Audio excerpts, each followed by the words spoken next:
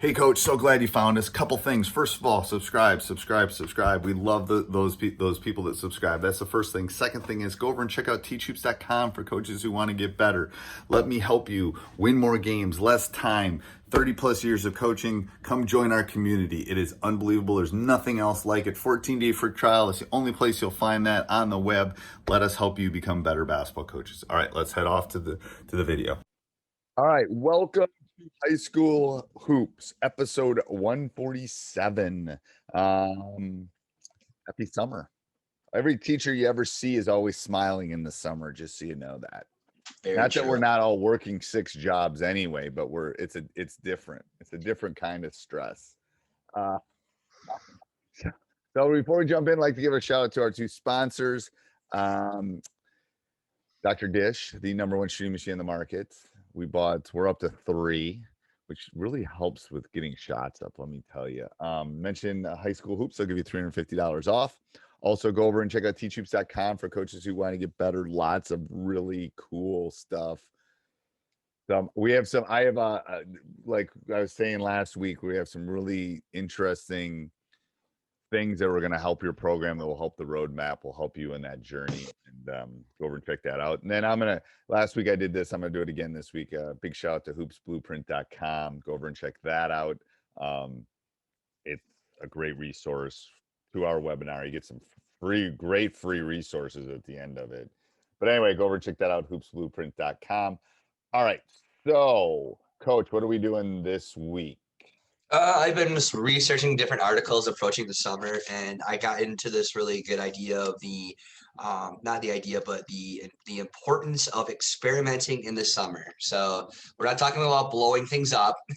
We're really talking about the opportunity to experiment and try new things within your basketball program over the summer. So dive into that. So what do you mean by that? I know what I think about when I think about that. I mean, it can be broad, or it could be as simple as you look at it. You could just experiment what you do on the court. You could experiment what you do outside the court, what you do, different things. So when I think of experiment, I'm looking at more of what I do offensively and defensively on the floor, and also looking at different players and putting them on the floor as well. When I'm doing some summer leagues, or doing like a couple summer tournaments and stuff like that, seeing where players fit and trying things and how we approach things in the summer. I mean, for the season. So here's what I think of when you said experiment. This is the first thing that jumped into my head. Okay. Was that in order to succeed, I don't remember who it was. Was it Bell, or it might have been Alexander Graham Bell? But anyway, he basically had 1,000 failures before he got the first light bulb to work or something. So it would be Thomas Edison. Was that Thomas Edison? Thomas Edison is the inventor. Thomas Edison. I know Thomas Edison was the light bulb guy, but you keep talking. I'll find out. Go ahead. I don't remember who said that, but anyway, one of those guys said that. I don't remember who was light bulb guy or not. Anyway, might have been Thomas Edison. Anyway, basically, you have to fail. Like, if you even think about SpaceX, all those things did not go up and come right down like they were supposed to. Some of them blew up on the launch pad. So that's where, when you said experiment, it's like, oh, good. This is a great time to try some stuff. Oh, here I got it. Thomas Edison once said, "I have not failed. I have just found 10,000 ways that won't work." So you have to. Nice. Yep. And so the idea is that failure leads those constant. It's going to be more of the result when you are a coach or anything in this kind of position. You're more likely to fail. And if you don't take opportunities to fail, then you're never going to be successful, is what I get out of it. Right. No, I agree. I like that. I agree. If you don't try, most of the time it's going to result in a failure. Right. And the thing is, here's the issue I think coaches have too, is they don't want to experiment quite as much in the winter, during the season. And I still do it in the season because I think it's part of the growth mindset, quote unquote. But the repercussions in the summer. Now, you probably don't get to as good of a read as you normally do. But I think it's a great time to, hey, we're thinking of running this matchup. Let's try this. Let's you know what you can do, and too, is when you experiment, you can see how quickly you kind of get to know your classroom from two teachers talking to you, because I get to know what kind of learners they are, how quickly they pick things up, how quickly they take corrections or redirections. Geez, if you're doing that in the middle of November or the middle of December, it's a lot harder.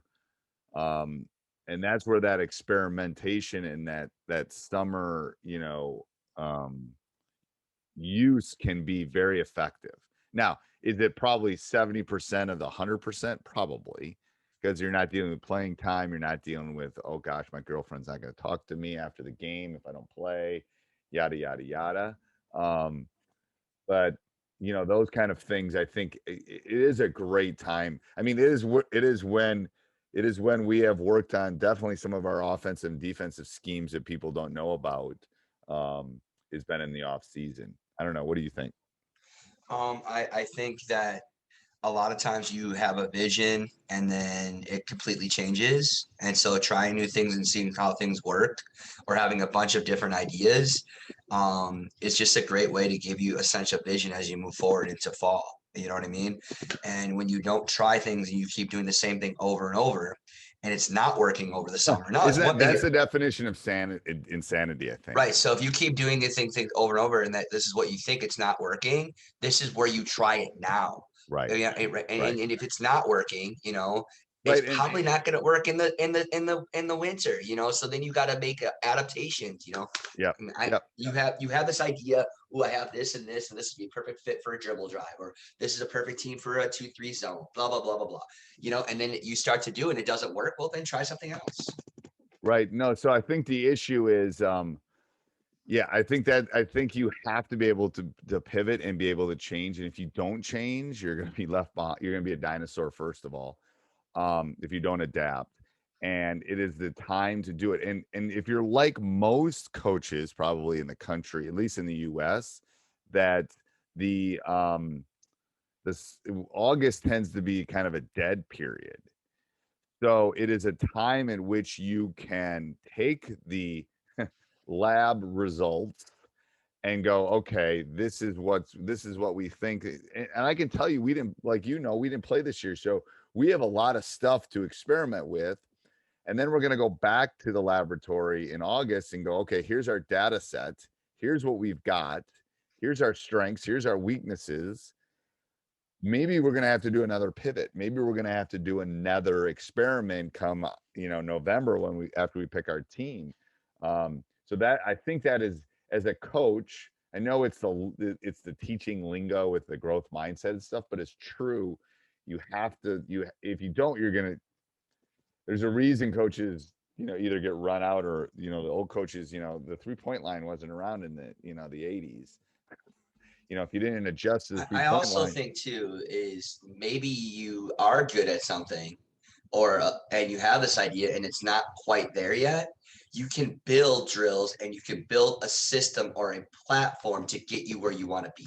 So let's take, for example, a ball screen offense. Maybe your bigs really don't do a good job of setting screens or reading, or your guards aren't reading your screens well. Well, those are great things that you can get ready for the season and say, all right, we have a good structure. We do a good job of this, but this is something we're going to definitely have to practice in practice and be intentional with.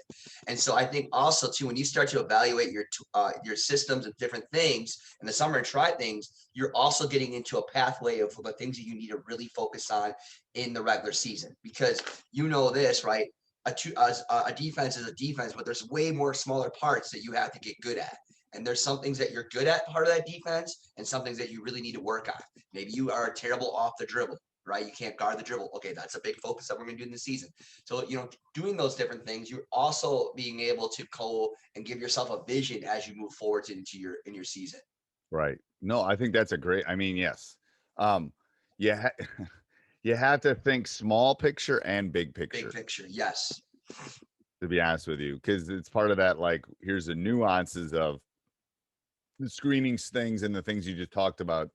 But then big picture is like, how does that fit into defensively, offensively, all of And those also, kind of like, how do your players fit into that? Maybe you thought this Right. player was more this player, but I know I need this person on the floor. What do I do to get them to be successful? You know what I mean? This is what I tried. This didn't work, or this. Oh, I did this with this player, and this was successful. And it's all about also players, and I think you're also talking about too is like lineups. You know, trying different lineups and different things that you do. That's a great way in the summer.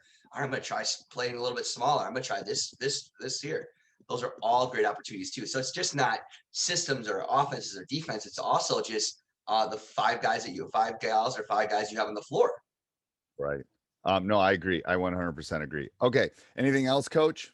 Nope. I have to go turn off the sprinkler. Yeah, you look like you were ready to get going I and am. do your sprinkler. I got to kick you off. So this is just real. Like, what was it 2 weeks ago when my wife ran into the office? We Yep. just don't edit these things out. No, I literally, like, I told Coach, I said, it's been really dry in Wisconsin. So I started my sprinkler. I said, I gotta, I'm 2 minutes past when I'm supposed to turn it off. I only turn it on for so long. So I'm going to go turn my sprinkler off. Until next week, Coach. All right. Take care. Hey, Coach, hope you're liking the video. If you are, hit like down below. That helps us a lot for people to find us. That's the first thing. Second thing is make sure you subscribe and hit that little bell up above, and you'll get a notification every day when we put a new video up. And then go over and check out teachhoops.com for coaches who want to get better.